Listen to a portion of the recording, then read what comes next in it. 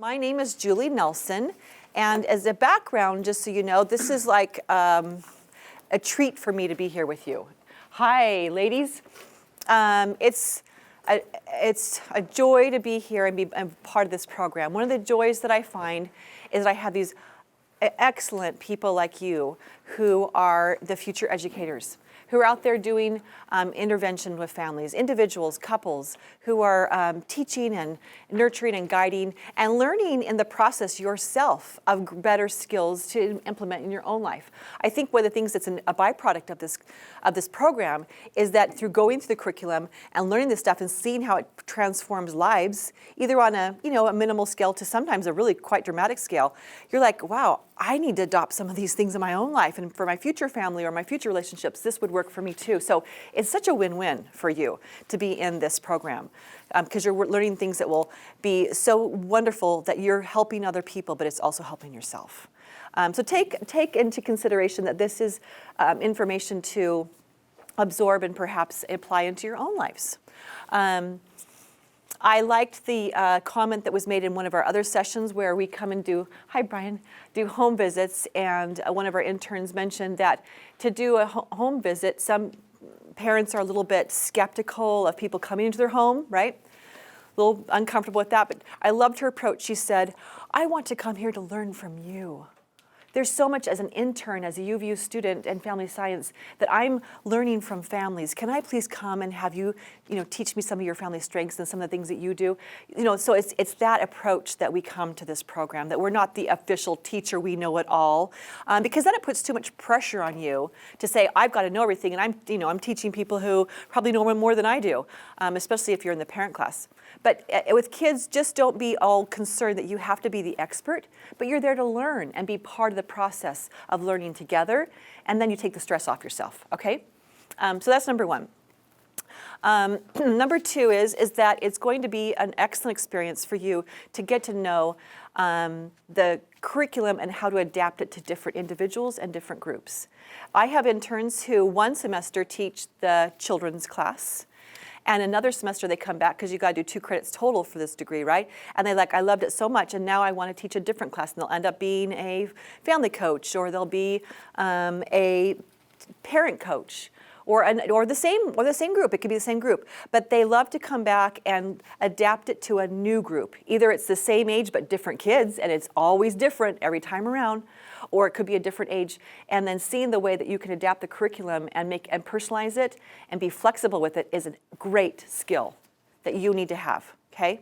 So you could even do it more than once, and some of my interns are doing 2 sites on the same semester, and they have to adapt every week, okay? So what a great skill for you to be able to take the lessons and make them whatever you want to make them. They are a guide, but they are not the 10 Commandments written on stone. Okay, that's great material. It's got wonderful activities and discussion things, but if you have a way to enhance or make it more meaningful with your age group, then do it, okay? You don't have to go script for script in there, all right? You can create your own role plays if you want to. You can involve the kids in having them help you in the class as well, and assign them to be a part of the lesson if you want to. So you just make it as fun and as meaningful and transformative as you possibly can. What we do when we start this program every semester is we start with an idea that we're going to have classrooms, definitely a parent class. We do usually have parents, because parents are the ones who, after all, are responsible for the kids. But we never know how many kids the families will bring with them, how many family members, how many kids, and what ages they are.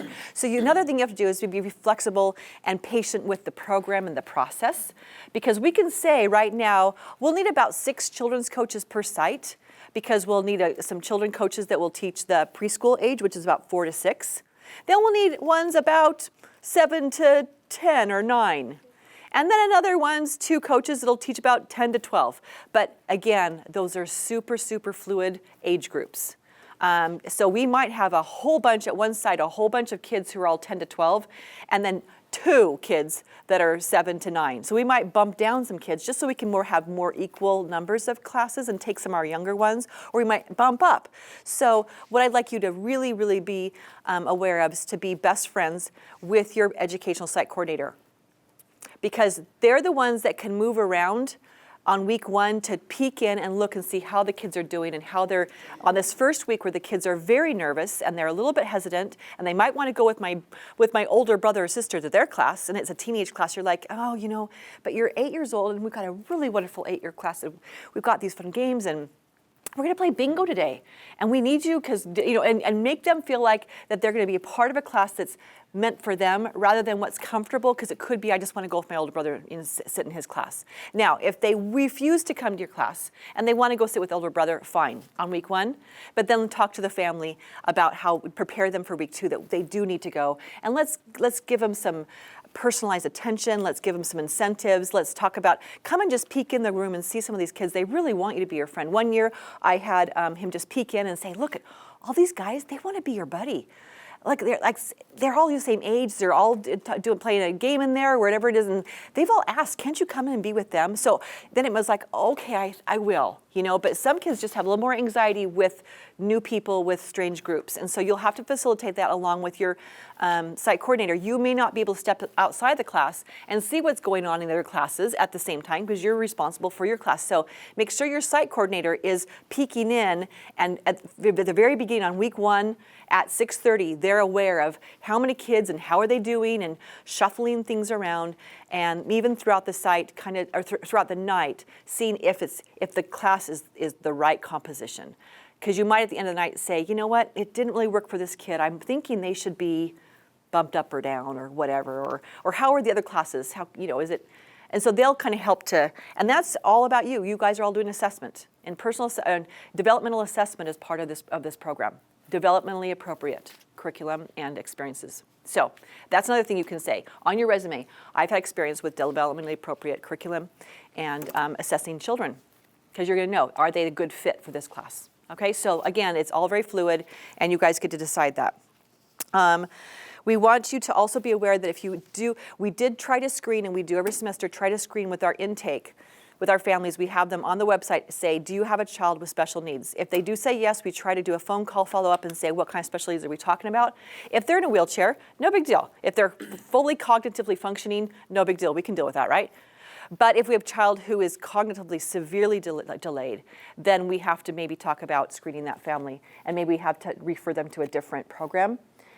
Where we have interventionists that can be with that child, because you may not be able to accommodate a child who is cognitively delayed in your class, who is not able to sit for an hour, and respond to what you're teaching. So if you do have any hesitation about that, a child with severe Down syndrome, autism, all those types of things, we are trying to redirect them to other programs that would facilitate that better, because you're not responsible to be teaching a class and helping a child one-on-one who's got special needs, severe special needs, But physical things, like we can deal with children who have hearing aids, who might have auditory problems, but just need to have help with hearing a little bit better, and seeing them closer to the class, the front. That's not a big deal, but you see the difference. So if you week 1, you're like, oh, red flag, this child definitely. I bet if they were in a classroom in a public school, they'd be having a one-on-one interventionist in their classroom, and we're not equipped for that. So be aware of that unless they're with our autism program. So if they have, Thank you. So if they have severe, maybe ADHD, and they're just really, they have a hard time sitting still, and they're really rambunctious, is that something that we just need to accommodate? Yeah, and hopefully we've screened for that, and that's a really good question, and that's going to be something we'll have to watch and see. Is this something that we have to have a clinical person come in and just give them a break outside of your class every 15 minutes and just walk the halls and then bring them back? Because we can do that. That's the way we have the social workers there, to take out that kid and that child and move them around and get them more active, and then bring them back to refocus. But hopefully the parent has promised us, at least for our regular classrooms, that they're high functioning. Now we are designing with the Autism Center perhaps a special needs program, so that's different than this, all right? So that's kind of how it starts with week 1, is really doing a lot of developmental assessments on the kids and seeing the right class composition for you.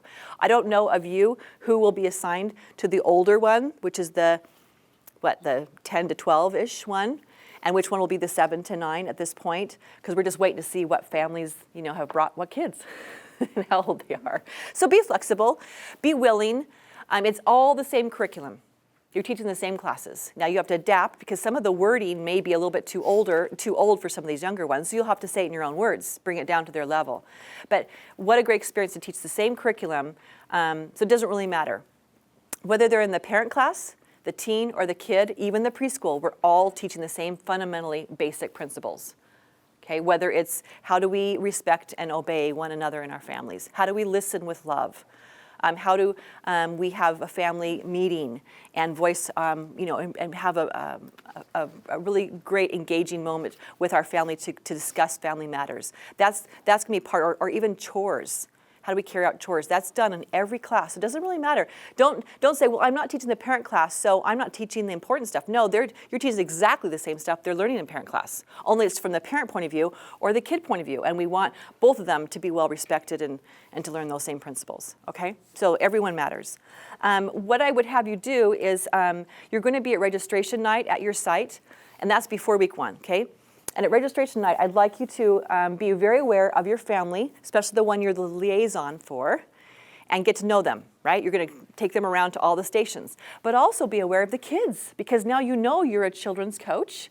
So say, hey, even though they're not your family, hey, what's your name and how old are you? Hey, I might be your teacher. I'm really excited to get to know you and start to know the faces and names of the kids even at registration night. Hannah. Okay, so I might be confused about this, but I thought that we didn't get assigned the family until after registration night. Okay, and that could be true. Or is that not the case? Yeah, I don't know. I've heard, it could be from semester to semester we've changed things, but whatever they tell you this semester, good. That's it. Okay. Okay. So do you know, you just don't know the answer? You do know the answer? No, I don't. Okay. Okay. It's okay. So it might have been in the past where we have had someone assigned at registration where you walk them through the different stations, but maybe not this time. Okay. But whatever it happens at registration, just my point is be aware of the kids. So you start to know who they are at your site and start forming a relationship at registration night. Okay. And then when you see them on week 1, then it's not like the first time you've ever learned what they look like and who they are and what family they come from. Because you really want to know a family name and who they are in their situation. So then on week 1, you're going to be having that dinner with them, assuming you're a liaison. Like Mackenzie said, sometimes the youngest children's classes aren't assigned a liaison because if you're under 7, you may not be going to the end class, the final class at the end of the night, which is the family class. You might be staying in your classroom and having the kids stay with you because they just don't have the attention focus for an hour and a half, which was what it would be. Because they'd be after dinner at 6:30 and we end at 8. That's a lot of sitting and listening, talking and stuff. And then some of the kids who are 7 and younger can't do it. So we just have them stay in your class and do some fun activities, review the lesson, coloring sheets, whatever it might be. So if you are assigned to be a liaison, then you would sit with the family at dinner time. And especially week 1, get to know who they are. If you aren't, then I would highly encourage you every week, if you're not a liaison, or even if you are, to go around and just check in with your kids and the families of your kids from that class. There's nothing that precludes you during the dinner hour to just sit with your family the whole entire time. You can go in, especially because they kind of arrive at different times. They're not all there at 6 o'clock, believe me. And so, if there's a family who's not yours, but they have a child from your class, go over and say, hey, and buddy up with them, right? Be friends with them. Talk about how their week's going. Just for a few minutes, check in on them so the family starts to know that you're the teacher of their children from the children's class. And then if you are a liaison, certainly sit with your family. Do all the things that liaisons do during dinner, but don't forget that you can go around and touch bases with your kids as they're eating dinner and check in with the parents of the kids. And how are things going? We talked about this last week. Did these things, did you bring it up in your family this week? And did you talk about it? So that the parents know that the kids are learning the same thing that they're learning and they're accountable and responsible to each other. And then, so they have more than one person, more than just liaison talking to them.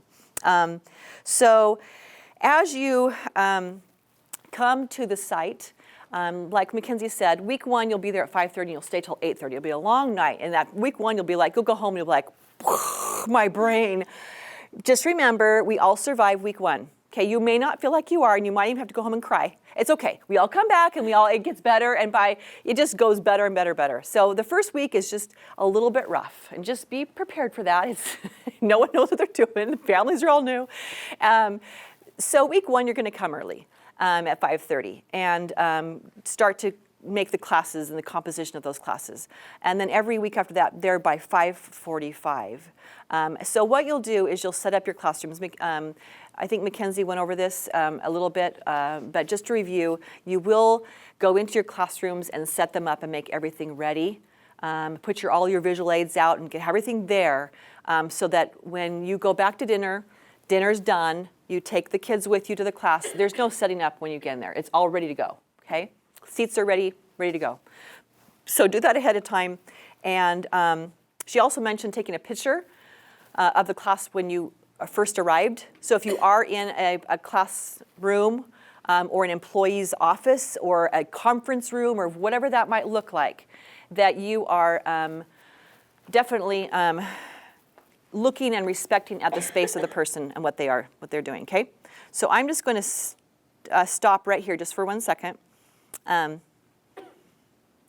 I forgot that I was going to record this audio for some people who are assigned 2 sites. And I said, go to the other one and I'll record this, and I didn't do it. Okay, here we go.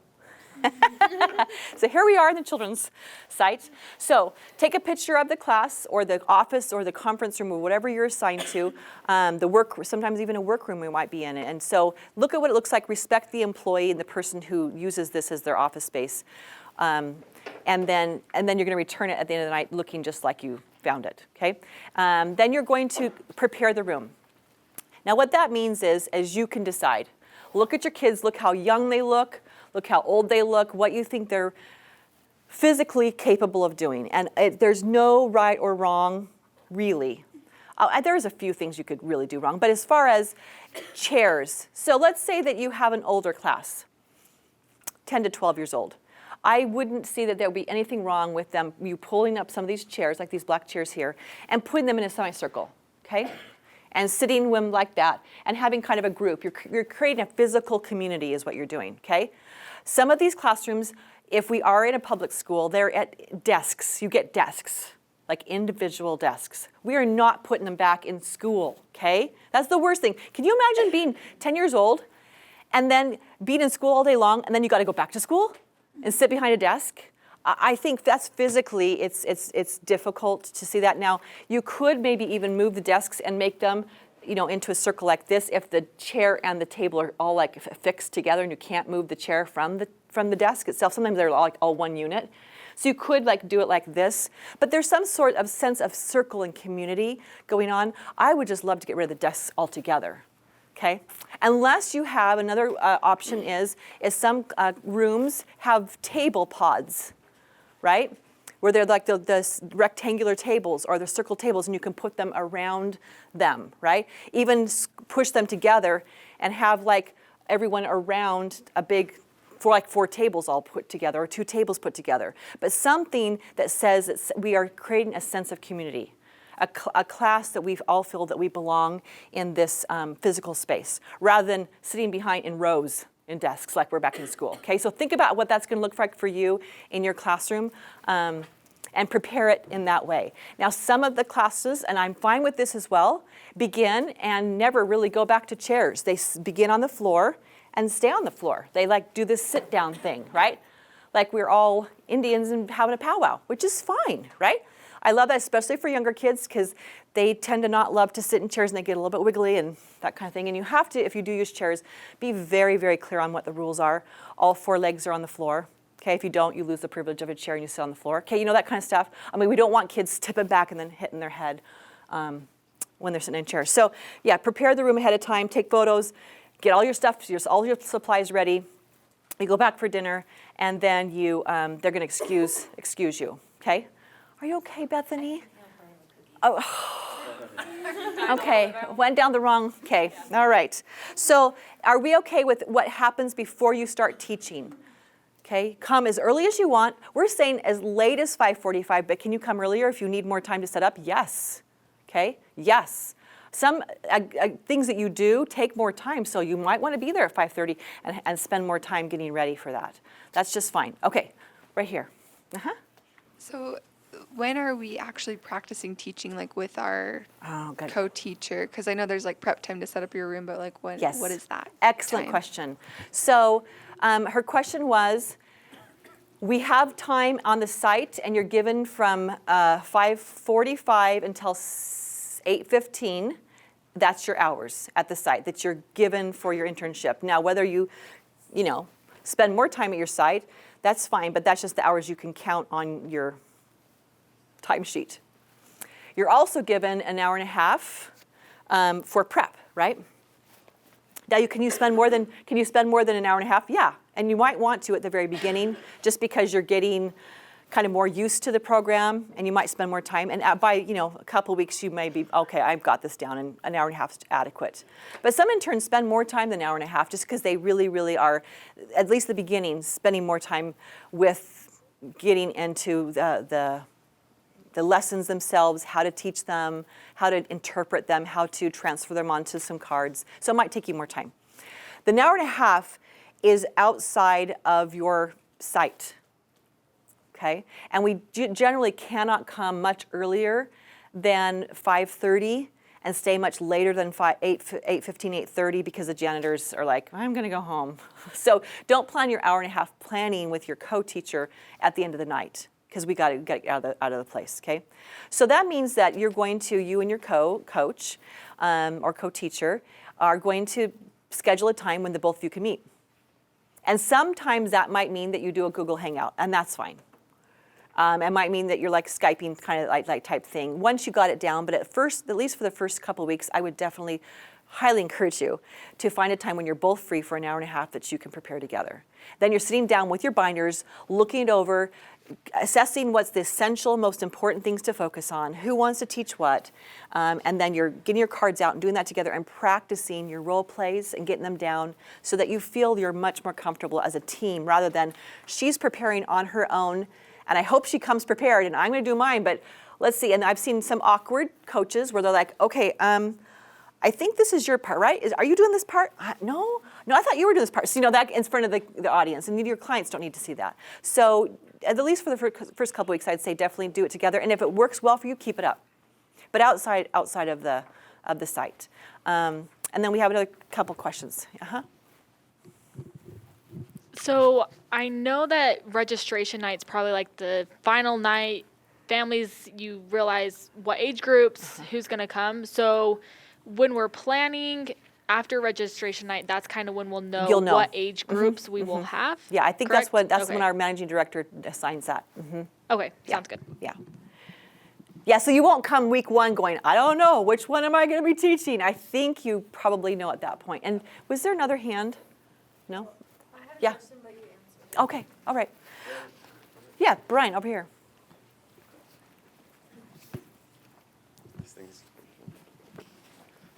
Well, during registration, because I did it last semester and I really enjoyed it. That's why I came back again, even though I already got the credits for it.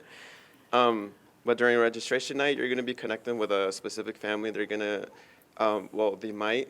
I think it's still ideal if they do, but they'll ask you how well did it go, and if you felt there was probably a more specific need or someone that you think would connect with them better, because the first priority is that the family feels super comfortable in the program. Mm-hmm. So it's very important to give that positive feedback, and most importantly, just be honest. Like for one site, I connected very well with someone, but I also saw that a specific intern couldn't connect well with many families, but I saw that if I was assigned them, like their chances would be less, because I thought he would do a really good fit. So I said, I think he should be assigned this family, and I could accommodate. In another site, I had to be completely honest, where I didn't connect with someone very well. So I just told him, like, honestly, I don't think I connected so well with this family. Yeah. And that's totally fine. And that's fine, yeah. Brian's done great. He did 2 sites last semester, and he still survived, and he's back for a 3rd. So you know how it really is an amazing program. So I totally agree with what he said. If you're assigned a family as a liaison, and the first week you're just like, I really don't think this is going to be a right fit for me. I'm not going to click this. They have some needs that I think someone else, another intern, could do better. Talk to your site educational coordinator, talk to your bachelor's of social work people, or even the master's regional, and say, could we switch? I think that person has life experiences that would really lend itself for this family, which I don't have. Okay, and that's fine. That's just great. We have switched. Yeah. All right, so younger kids, you can be on the floor. Older kids, you can be on the floor. I would suggest, even if you're on chairs to begin with, and I'll talk about this a little bit later, that you don't stay at chairs the whole time.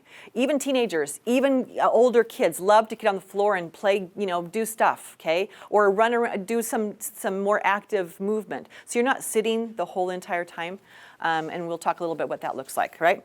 So after they have eaten dinner, you're going to take your little your little chicks, your little chickadees, and you're going to say, okay, everyone who's like, 7 to 9 years old-ish, okay, come over here with us. Okay, we're the teachers, and then they're going to come cluster, and then you're going to walk them to your classroom. As you walk to the classroom, you are welcome to say, does anyone need a drink? But they just had dinner with water, so probably not. But still, drink or go to the bathroom. Just because during class you don't want people, I need to go to the bathroom the whole time, okay? So they can stand it for an hour, unless you can really see they're doing the potty dance. I mean, some kids just do the potty dance because they were supposed to go, but they didn't go, and now they really need to go. But just use your judgment on that. But as you go through, as they go to the drinking fountain, if there's a bathroom nearby, then you're welcome to say, hey, if anyone needs to go to the bathroom right now, this would be a good time. You don't go in there with them, unless there's the two of you and you need to help wash hands or something like that. Lift them up to the sink. But you don't go into the stall ever. And then there has to be all of you together. You can't say, okay, the rest of you go on down to class and wait for us there. Okay, you all have to be together. So you could just wait outside the bathroom. They all go in there, take care of their business, and then you stay out here. When you're done, we're going to be here waiting for you. And that's fine too. Okay? And that's usually what happens with the school-age kids. Bethany needs a microphone. Thanks, Brian. I was just wondering, what if like a student decides they really have to go in the middle? Do you just get the whole class to go with them? Because you can't send them off It on could their be own, like, right? you know what, if we need to have a potty break anyway, let's all go. And that's fine. Or if you really don't, if it's like, I don't want to, we're right in the middle of a really important part of our lesson. So then what we would do is, often you will find that in the back of your room, you have someone observing you. It just happens. It's part of an internship. So you could say to one of them, hey, Johnny needs to go. Can you get one of our BSWs or MSWs to go with you and take them? And then they'll take them down the hall. They'll wait outside. They'll chauffeur them back to your classroom, if you want to do it that way. And then pass it on down. You're so good. So if you're in an older child class, what are they going to be like? Maybe 12 years old? 10 to 12, ish. And you can't just let them go by themselves to the bathroom. I mean, you don't want it to seem like you're babysitting them and coddling them because Yeah. they are 12, Yeah. but still try and find someone else to go with them.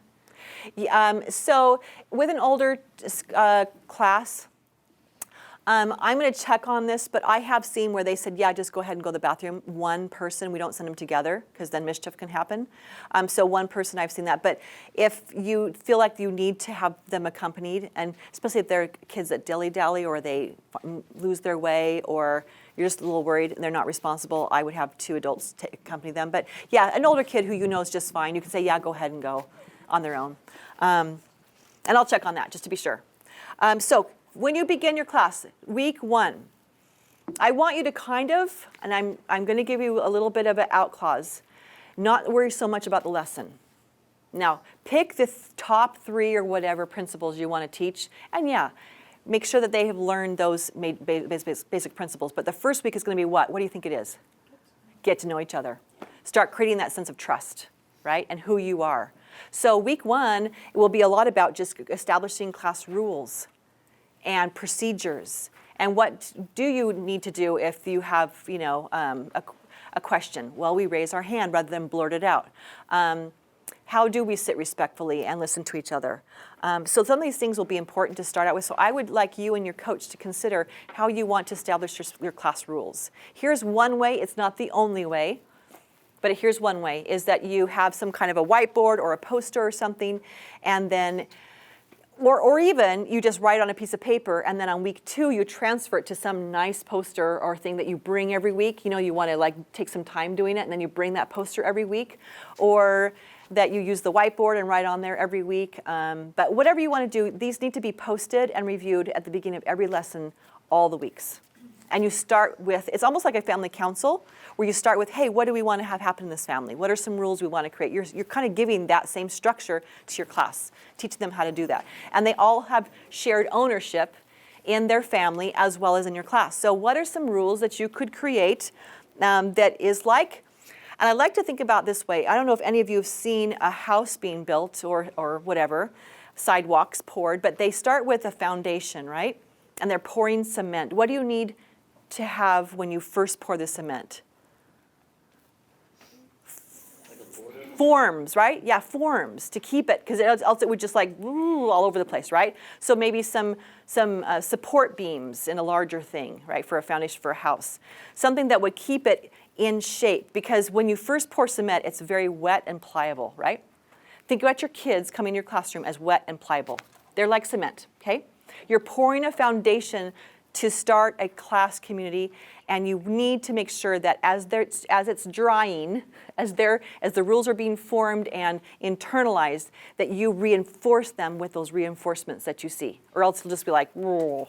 Then you have chaos, okay? So how do you do that? One is to start from the very beginning talking about who we are and something about yourself and getting maybe some icebreaker games. Totally appropriate, right? Have some fun. Have them want to come. I mean, think about you being an 8-year-old and your parents saying to you, oh, it's Tuesday night. For the next 10 weeks, you're going to go to class. I mean, how exciting does that sound to you? Not at first. So give them, put your head in the head of a 10-year-old or an 8-year-old. What would I want to go for? And we're going to watch movies the whole time, okay? So we can't do movies. Movies and popcorn would be great, but we're not going to do that. But what else could you do to entice them? Friendship is very, very powerful. The sense of belonging is very, very powerful. Validating them as people and the things that matter to them are very powerful. You can still create a great incentive for them, and a friend, someone who cares about them, and you could be that one. So as you create rules, think about what is going to be the foundation for your classroom and talk with your co-teacher about that. This is an idea. It doesn't have to be what you decide, but you could say, what are 3 main principles that are going to guide our class, and talk to your kids. What do we want to have happen while we're here together for the next few weeks? Do we want to learn some stuff, some cool stuff? Yeah, write that up. Let's learn some stuff. Do we want to have respect for each other? Yeah, respect and friendship. Let's put that one down. How about, do you want to have a place to belong? You know, somewhere where you matter? Let's put that down. So maybe 3 principles. These are just 3. It doesn't have to be the ones you pick, but a place that I have respect, a place that I learn, a place that I belong. Okay, and then we keep that. That's our foundation we're building, and then we talk about how does that look.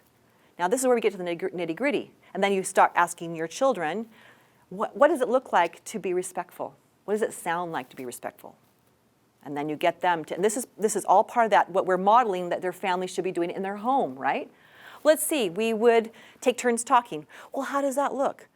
Well, we don't interrupt. Good, let's put that down. And how do we do that so we signal when someone wants to talk? Probably raise your hand, that's a good idea. So let's have in our classroom where we raise our hand and we don't talk over someone else and we take turns talking. That would be a great one for respect. How about we don't, call anybody stupid or anything names like that. We just call each other with respectful names, okay? How about learning? What would learning look like? And then you go through each one of these. Well, learning one thing is you've got to show up every week, right? So attendance is important. How about you come and you participate, that you ask questions, you answer things, you give examples from your life. That would be part of learning, right? That when there's something to do, that you participate in that. And not like become distracted and do something else, right? Wander around the classroom. How about belonging? What does that look like? And then do some actual, this is physically what it looks like, and this is what it sounds like. And then create a little rule chart, okay? Raise our hands, come every week, make friends, smile. These are things that all address our 3 main principles, okay? So that helps children see a vision of what you're doing and then how to do it, okay? So that's the practical how-tos. So Then when we say that we want them to behave under a certain way, like a principle, then we are just creating those support beams. So when we want to be respectful, that would mean that when it's my turn to talk, that you're not talking, so we raise hands. So every time someone raises their hand, I'm putting my support beam there, and I'm saying, hey, Cheyenne, thank you for raising your hand. It's Cheyenne's turn to talk now. You're gonna have to do that for quite a while till the cement dries. Because some of them are used to blurting out, interrupting, disrespectful, some, maybe not your class, but there are some kids. So support beams, think about that. The very first beginning, you're putting your cement and then you're putting your support beam. So every time someone does something that reinforces your rule, you praise them, you compliment them. Or if someone blurts out, you don't even answer them. We're so good at creating rules and not following through with them. I've seen that time and time again. Raise your hand, and then someone goes, hey, I da-da-da, da-da-da. They answer some question. You're like, oh, yeah, that's right. And then they respond to that kid. That's the worst thing you can do because you're letting the cement just go all over the place. You didn't put your support beam in, okay? So when they do blurt out, you can say something like, I'm looking for hands. Again, the support for the cement that's drying, okay? Oh, I can't hear you right now because I didn't see a hand. Let's see who's got hands. See? I'm ignoring and I'm redirecting. Or thank you so much. Kamala, she has a smile. I love to see her smile. And I can tell that she's being such a good friend to Beth because she helped Beth with. Okay, whatever it is that's the rule, be aware of your rules. You're creating those support foundations and helping it to dry. So then it really runs smoothly by the rest of the semester. If you're more concerned with teaching your lessons, especially week 1, 2, and 3, and you're obsessing about your lessons, then you forget you have actual human beings that are right in front of you that need to be supported for the behavior that you want. And your lessons will be nothing if you have disrespect, if you have kids who are not there paying attention, if they don't want to learn. It doesn't matter. You've come and you've given something that's completely useless to them. So there's 2 parts to your responsibility. The first one is, yes, be prepared. Be prepared for anything, right, with your lessons. Number 2 is you're teaching people, not curriculum. And those people have attitudes and behaviors that need to be reinforced to make it a safe, good learning environment. If you have kids who are disrespectful, kids who are running around, kids who are poking each other, does your curriculum matter? No. And you're going to go home going, I don't think they learned anything today. Because you're more focused on what you're teaching rather than how you're communicating what you want them to do to reinforce good behavior. So be aware of both those things at the same time. So as you're preparing your lesson, think about, in your lesson, where can I stop and compliment someone, praise someone, notice someone for following the guidelines that we've all created together, and do it especially on week 1 while the cement's drying. Week 2, yes, still do it. And then as you go throughout the weeks, you might not have to do it as often. Okay? I've seen teachers who have done where they all, every so often we stop and, rate ourselves on how we're doing, and then we give ourselves stars, and if we get 5 stars, we all get a treat at the end of the night. I don't care, whatever you want to do, but they need to be reinforced. The cement's still drying, okay? So think about that. It's not just teach a lesson. It's what do you want, what's the outcomes, all right? So simplify, especially at the beginning, what you're teaching in your lessons. If you go home thinking, I'm so frustrated, I got so little taught this week, it doesn't matter. You're putting in support beams, okay? So take a few minutes at the beginning of every class all the way through all the weeks to reinforce and talk about your lessons. And then compliment them, compliment them, compliment them. Praise, reinforce, reinforce. That's not in your lessons. You won't find that in curriculum, but that's something you have to do as teachers, okay? Or else the environment's not there. All right.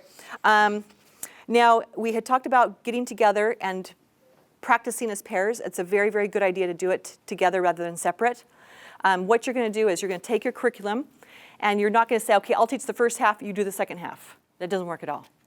You want to do tag team. Okay, I'll teach this main concept, then you do the next one.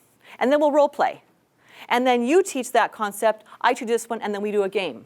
So that you're constantly switching back and forth, and there's a lot of good energy up and down. Because if it's one person like me for a long time, people start to go, okay, so please don't do it. So you want kids the same way, right? You want switching around because it kind of almost is like a commercial break where they see something new and then they're paying attention again. So do a brief concept, review it, talk about it, next person. So you're almost hand off the baton, okay, and you're doing this baton relay, all right? So that's what you're gonna do when you plan out your lessons. If you need to cut something down, you're running out of time, like, okay, well, let's skip that part and do the next part. And that's fine. You can't get it all in. You will not get it all in. There's too much in there. And I would definitely have you practice your role plays so they're not awkward, or the games, or if you're going to teach a song, practice it so it's not awkward, all right? Now, I would also talk about with discipline to use positive, assertive statements. We're such nice, polite people, and I know you're nice, polite people. So this is what we say. Hey, so would you all like to sit on the floor now? We're going to learn a fun lesson. What are they going to say? No, because you gave me a choice. Would you? Means they're implied that you have a yes or no answer, right? Okay, so what are you going to say? It's time to sit on the floor now. We're going to have a fun game we're going to play. That's positive assertive discipline. We are now going to. Or guess what, everyone? We're all going to go to our seats now, and we're going to do this thing. You're telling them what they are going to do. You don't ask permission. Would you like to, or do you want to? Strike those from your vocabulary. Never say, do you want to? Because you'll have people in their mind going, no, is there a choice? Or they may do it, but they're not all there because you kind of given them the idea they don't have to be there. All right. I also like these statements like this.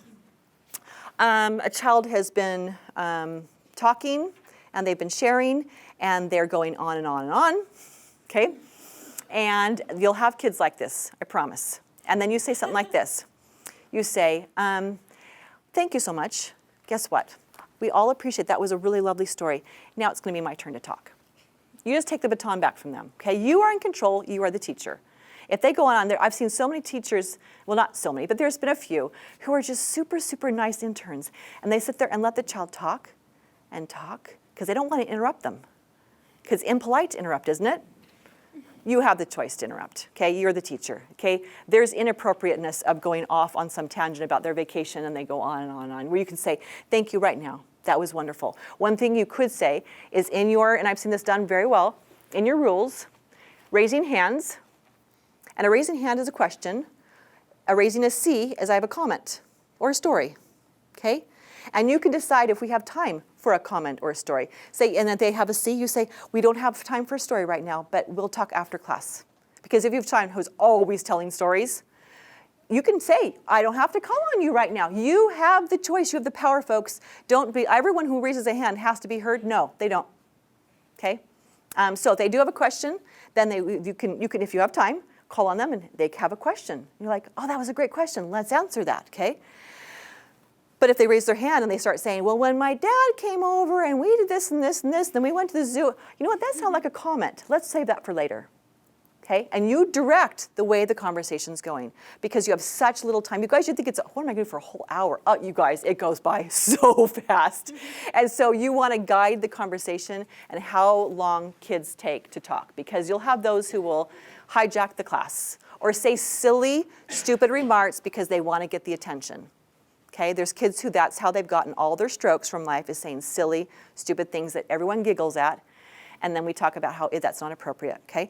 And that we need to raise our hands. And then if you have someone who you know is going to say something silly and inappropriate, then you say, we don't have time right now, but share after class with me with that comment, okay? You guide the conversations, all right? Now, I want you to transfer everything onto your index cards. And simplify, simplify, simplify. Look at all your lesson and say what speaks to you. And then once you know your kids, then you'll be able to say what speaks to them, what I know they need. But for week one, it's just going to be like, just pick what you think is the most important things. Transfer on your cards and then use your cards. Okay? Just like I'm doing, you need to be engaged with them. Either on the floor with them, okay, teaching, or sit in the circle with them, or if they're sitting in a circle in chairs, you could be standing up like this in front of them, whatever you want to do. But you need to be using your whole body language, energy, all that sort of stuff, engaging them. That's why we don't get binders out, okay? So know it well, practice it. If you need to practice it with a roommate, a spouse, a partner, a coworker, with your co-coach, rehearse it so that you feel comfortable with your material, okay? And then don't let the kid derail with comments. All right, so they might say things that are off topic, and you can say something like, that was interesting, but it doesn't have to do with our topic right now, so we're going to come back now. So you have the choice to say those types of things to keep things going. Now, I also don't want you to, and we're conditioned to when a child blurts out an answer or makes a comment that you turn to them. I want you to now learn to be the person who guides inappropriate behavior by ignoring it. I know it's kind of hard, but don't be the teacher who turns and gives them that attention, even eye contact. So be aware that you might be the person who turns and looks when someone blurts out comments, but don't do it. Practice, and as co-teachers, you can catch each other on it. Go, oh, I was so bad at that. Next time, help me so I don't respond to that kid, because we're just such nice people. But don't answer, don't respond, and then say things like, you know what, I'm waiting for hands. I haven't seen hands yet. All right? Now, what you can do is to do reinforcement with the cement 2 ways. One is before, one is after. After is, thank you, Sherry. That was a really excellent comment, and it was so helpful for her to raise her hand so she could have a turn to talk and we can learn from her. Thank you, everyone, for listening to Angie, because part of our rules is listening, and I could see you were all listening to her. Well done. She had a really good comment you all learned from. That's after the fact. Before the fact is where I'm putting the cement, drying it, and I'm saying something like this. We're going to be doing a tic-tac-toe game in just a few minutes to review our love listening, or whatever it might be, okay? So in a minute, we're going to do our tic-tac-toe activity. I'm going to be watching to make sure everyone's listening, is respectful, and paying attention. If you are, then you'll get a tic-tac-toe. If you're not, you might have to wait a little bit later. So I'm preparing them ahead of time to say, here's going to be a fun activity. You have to earn it. Every fun thing you do in your lesson, think of them as a carrot. You know what the horse, the carrot? Don't implicitly imply that they get to have everything just because they're sitting there. You use every one of those as a carrot. In just a few minutes, we're going to be playing tic-tac-toe, and I got some Skittles for markers, you guys. That's really going to be awesome. And you can eat them afterwards. But you need to earn it. And you'll earn it by, what was it again, boys and girls? It was sitting quietly and listening and paying attention, or whatever it is you want to say. So I'm going to be watching for that, and then you get to play tic-tac-toe once you earn that. And if a kid is not, let's just say you have one, then you say, oh, you know what, I'm going to watch for you in just a minute to be listening while we play tic-tac-toe. Maybe on round 2, you can earn that. Don't just say, okay, well, just because you're here, you get to have fun stuff. But writing on the board is a big one. Kids love to write on the whiteboard. Like if you have things you want to draw, pictures or write words, they love it. Make it a privilege. I'll be looking for someone to write our words on the board in just a minute. I'm going to be looking for the people who eyes are on me, okay, who are listening, sitting quietly. Next 5 minutes, I'm going to pick somebody. That's before, I'm reinforcing before the reward. Does that make sense? Okay. Now, Mackenzie did, in her presentation, say, and I would like to review this, is that these are guidelines for you.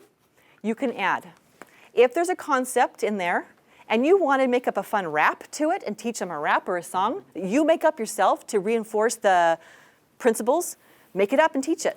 If there's a game you know of, make up the game and teach it. Make it something that you know your kids will have fun with. You don't have to just stick to what is in there. You can make up stuff. You can bring visual aids. If you've got stuff from your home that's fun, bring a visual aid, okay? Whatever it might be. So what I want you to just now is to kind of remind ourselves, those of you who have taken methods class, some of these things are so basic principles, and some of you are like, okay, I know this already, okay? Great, what a great review as you go into the field. Some of these might be first-time principles. We just want to make sure everyone knows them. Let's just review in methods and teaching, whatever audience you've got, what are some basic things you can do that would be great teaching methods that you could teach the principles from. One of them is a game. I told you about games. Games are great. Okay, what's another one? Role plays are awesome. Okay, you can role play with your co-coach. You could bring in a child to role play. You can have 2 kids role play, whatever. Okay, but role play is awesome. Okay, what else can you do to shape understanding and learning? Sculptures? Okay, sculptures. Talk about sculptures. There's a microphone right in front of you. Julie. How I don't awesome. know. How No, can I have you, an idea. anyone want to help sculpturing? Taking Dr. Call's class? I know it's What do basic, just one thing. Do you remember anything? no. Okay, all right, that's fine. Pass it on down here to Camila, okay? That's why we're reviewing. See, that's fine. From what I remember, sculptures was along the lines of like you can demonstrate something. So it's not necessarily a role play, but let's say you are talking about problems in the family. So you would have 2 parents or two people go up and they'd be the parents, and then you'd have but people go up, what are difficulties? Oh, finances. All right, finances, go up there and start pulling on one end.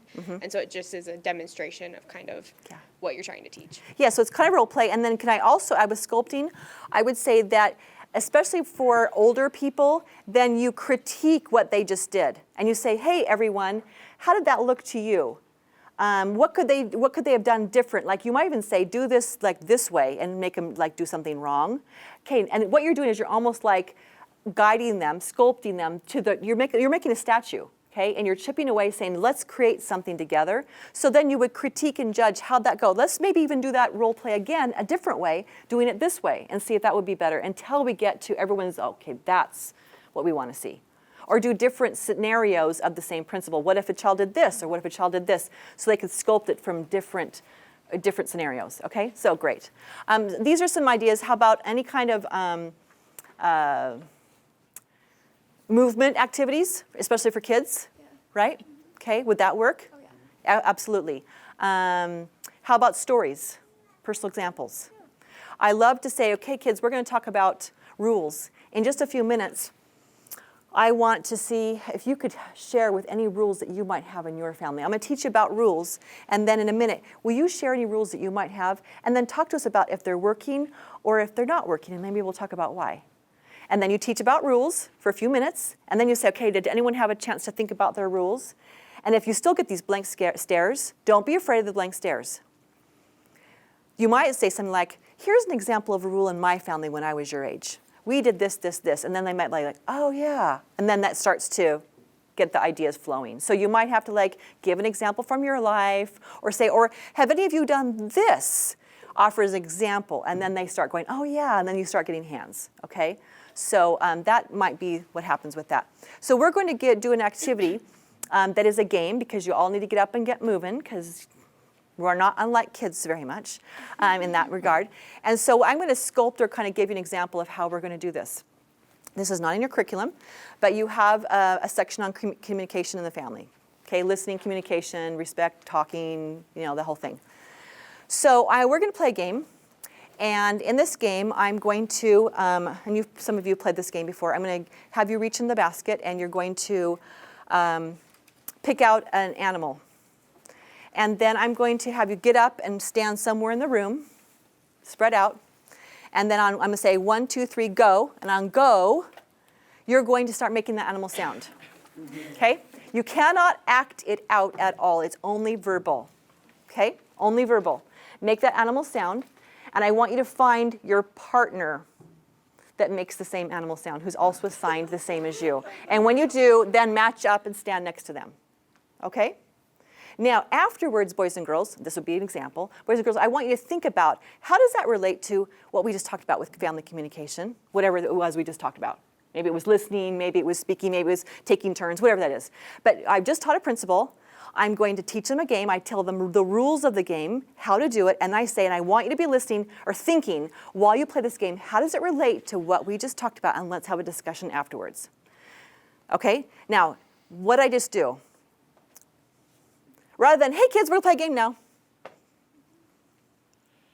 That's disjointed. I taught them a principle, now we're playing a game. Why? What does that have to do with each other? Force them to use their critical thinking. Yes, and while I'm playing the game, it becomes, I'm internalizing the principles I just heard in theory, but now in practice, oh, I get it. And then we can have a really meaningful discussion afterwards. I see too many teachers who go, okay, we're talking about communication with the family, blah, blah, blah. Now let's play a game. Then they play a game just because we want to play a game, okay?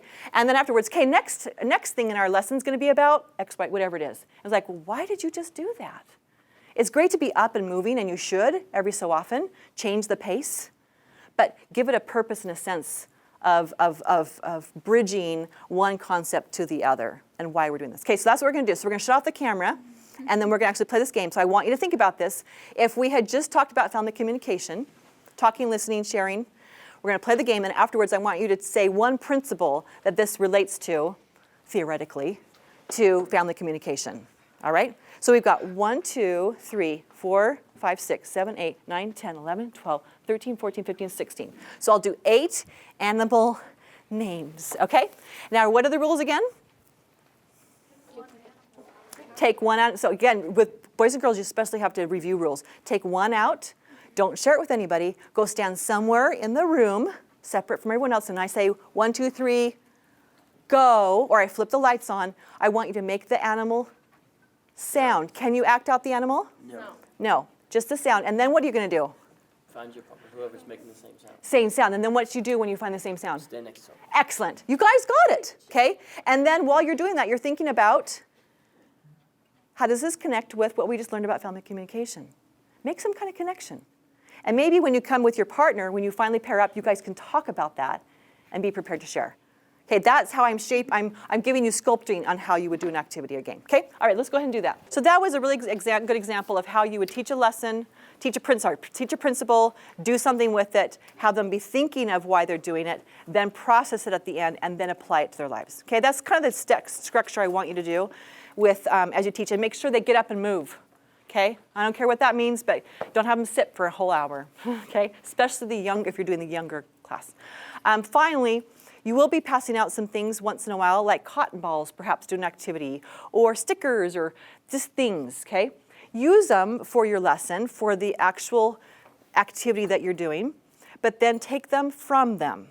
I've watched enough teachers who they let the kids continue to have them, and one actually was like having a snowball fight in their classroom because they were throwing cotton balls at each other. And the teachers were just like, kept on teaching. And so you are in control. You say, okay, everyone, we're going to go around and collect all the cotton balls, and I'll give them to you at the end of class to take home. Because distractions in class are your worst enemy. So as you do fun activities, be aware you got to kind of control as they get into their hands. So I want to have you then go through to the lesson. We've got 20 minutes in your pair. And you can go do your animal pair person, or if you just want to do the person sitting next to you, I'm fine. I was going to do animal pairs, but you kind of all sat next to your person at your desk. So pair up somehow, and then pick a lesson. And we're going to have you guys choose a lesson 1 through 10, and pick just one topic, one concept. I have some 3x5 cards and some pens, and I want you to transfer that one thing onto a card and be prepared to teach it to us in under a minute. Okay? So, who wants to do lesson number 1? Raise your hand. Okay, 1. Who wants to do 2? 2. Something from number 2. A simple concept. Number 3? 3. Okay. Those are 3. Number 4. Lesson number 4. 5. 6. Who's got 6? Does anyone need to have 6? What are you guys doing? 7. We can do 6. 7. 6 or 7. Just one concept, and I'm going to have you think about how you teach that. We'll do 6. Okay, 6. And I'll give you some, yes. Okay, 6, 7. Okay. What I want you to do is to transfer it onto a 3x5 card, be prepared to come up and teach it to us in under a minute, and then tell us how you would make it engaging. What kind of a game? We're not going to do it, but what might you do as a role play or a game or activity? So number 1, come on up and teach us and tell us. Who's number 1? Lesson number 1. Okay. Sorry, this is super on the fly. I appreciate that. Oh, Mike, yes. For posterity, you guys are going to be the examples. Okay, we're going to be teaching the concept compliment. So compliments are obviously something that's a phrase, an expression, and we would probably ask the class what they think a compliment is and how they would describe it. And we think that compliments are important in the family because if you compliment your sister or your brother or say whatever, they're gonna more than likely feel good rather than if you say like, I don't like your shoes. And they're like, well, I just bought these shoes for my birthday, like I love them. So, yes. For the activity that we would want to do is we would have them pair up, and at that point, we would have them compliment each other. Very simple, compliment each other. And as we're explaining it, we would tell them, make sure you pay attention to how you're feeling with the compliments, because we're going to come back and we're going to talk about how you're feeling. And then they're able to talk about that and then relate how they feel about compliments and hopefully be able to take that back to their families and compliment each other. Good. Very nice. Very well done. Okay. So one thing they could do is compliments. One of the things we do in our curriculum is compliments have to be specific. And so you wouldn't say, hey, you look great, but you'd say something about the way that they look great, or the way, I like you a lot, why do I like you? So teaching them to kind of stretch them to be more specific and then have them practice that. Very good. Number 2, come on up.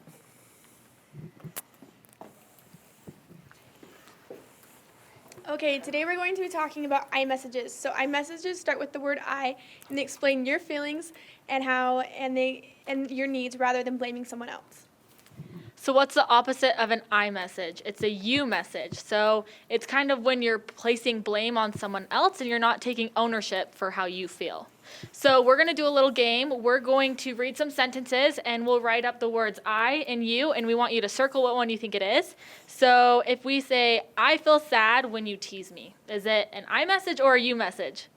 I.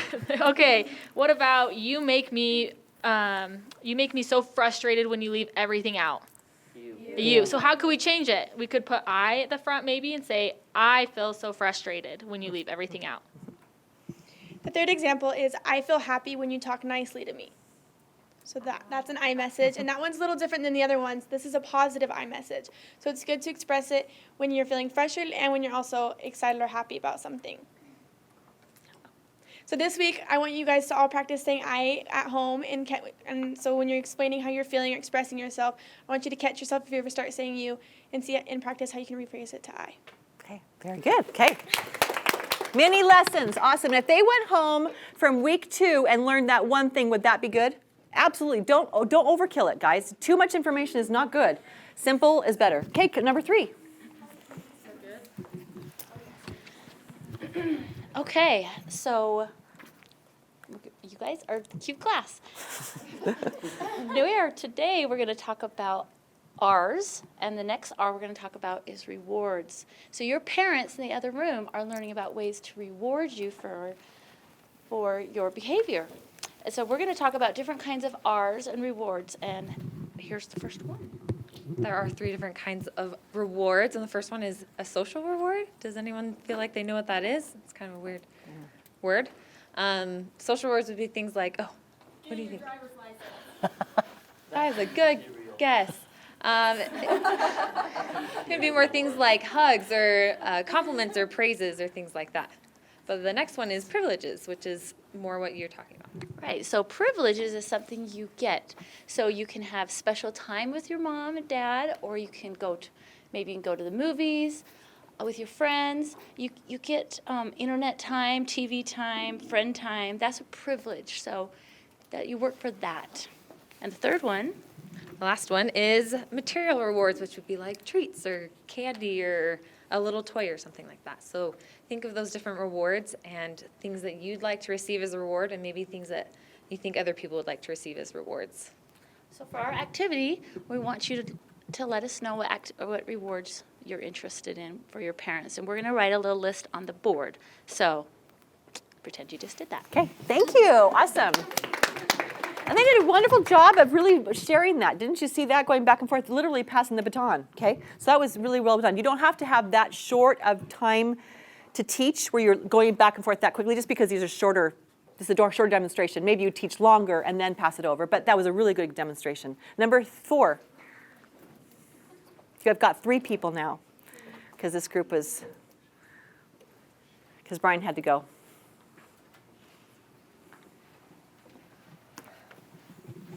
Okay, so this week we are talking about limits and consequences and how boundaries are put in place to help keep you safe. And we know that sometimes it can feel disappointing when your parents tell you no when you really want to do something.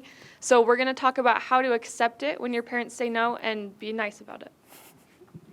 Okay, so the first step of accepting no nicely is that you look at the person.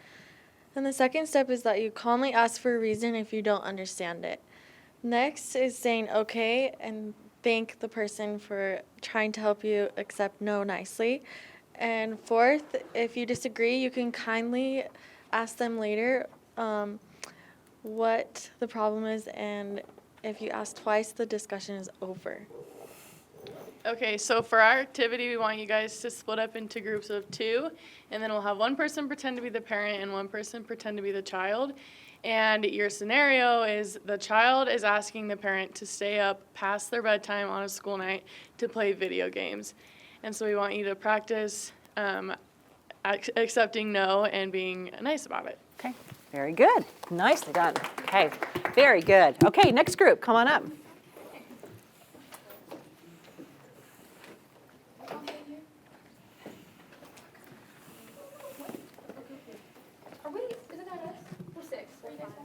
Okay. We'll do six. I thought we were 5. We'll do six first. That's okay. I Then we'll thought do we were 5. 5. Okay, so today we're going to be learning about the stepping out of anger footprints. That is right. How to step out of anger.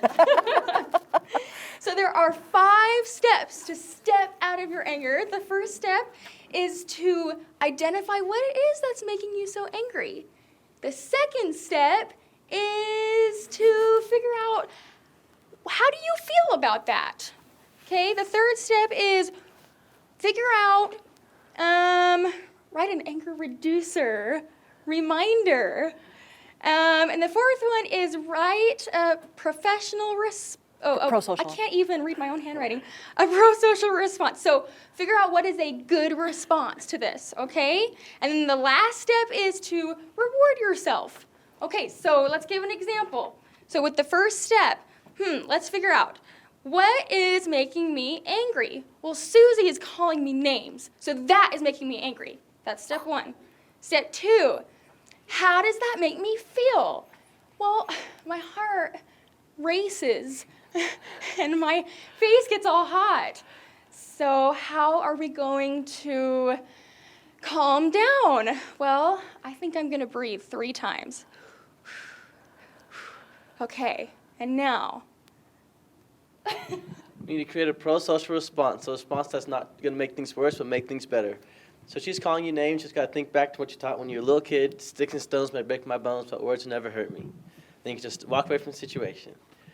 And number 5, you just write a congratulations for yourself. Say, good job, go me, I didn't punch Susie. I made it better. And give yourself a little pat on the back. So for the activity, we're going to split off in pairs of 2, and you guys are just going to walk through the 5 footprints of stepping out of anger together. Very good. Okay. Go ahead. Very nice.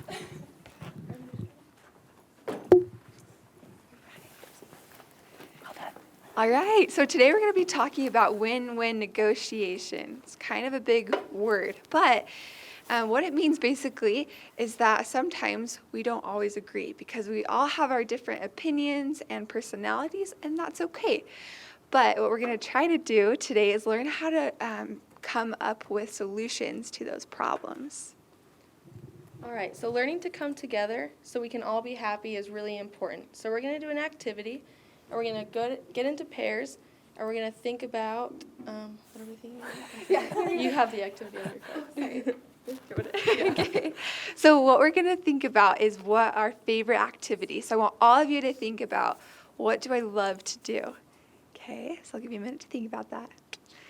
And then what we'll do is we'll get up into pairs. So find a partner, your friend, or whoever's sitting by, and talk to them, ask them what their favorite thing is to do.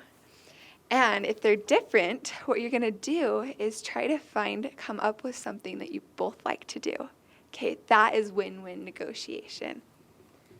All right, so coming up with an activity you both like to do is really important because that shows you that you guys can come together and compromise and find something that will make you both happy. Yeah. Very good. Nice job. Hey, last group. Right here.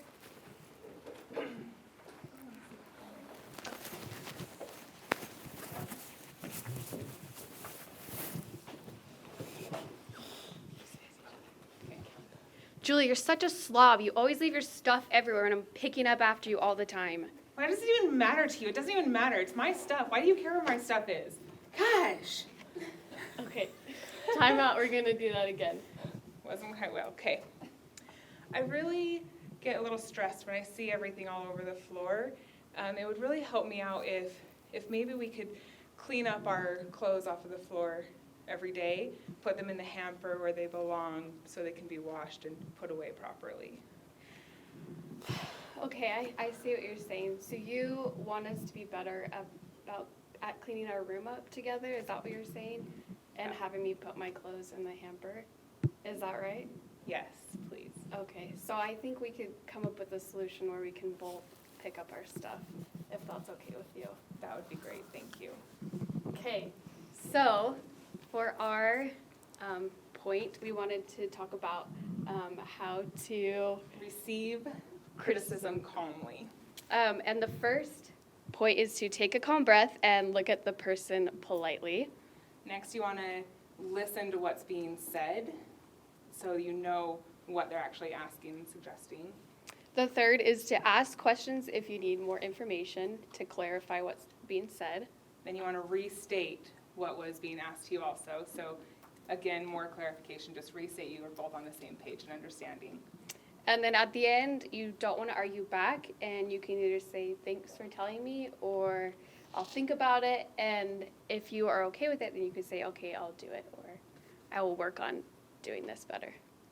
Very good. Okay. Very nice. All right, so you're all pros, so you don't even need any prep time. You can just get up and just teach, right? Just kidding. All right, so let's do some takeaways. We're done. I want you to tell me a few people what are the main three or four main points that we just reviewed in teaching the children's classes. Simplify. Look over your whole lesson and say, this is overwhelming, it's too much, and I'll never be able to teach it all. Especially the first couple weeks, so you're teaching what? Children especially, not curriculum. And I'm establishing the cement that's drying. I need to just reinforce behavior, and then have them go home with a couple key points, all right? Because you want to create a learning environment that's supportive and respectful of each other. So simplify. Another key point? Like you said, get up and get them moving. Yes. Don't have them sit still, but keep the same environment every time. No, we don't like to sit forever. Think about them. They're much smaller people than we are, and they have wigglier bodies. So how can you get up and have them moving around? Changing locations, getting up, even if you had to do like a little head, shoulders, knees, and toes in the middle of your lesson. Let's just get up and just do some jumping jacks. Get the blood flowing. Whatever it is, but don't have them sitting. You'll lose their attention, okay, the whole time. Yeah, sorry. Praise good behavior. Praise all the time, yep. And then as it gets going, you don't have to praise as often, but definitely reinforce the rules as you've established them with them, and then every week remind them what they are, and then sporadically reinforce the cement that's probably already dried. Okay, another one?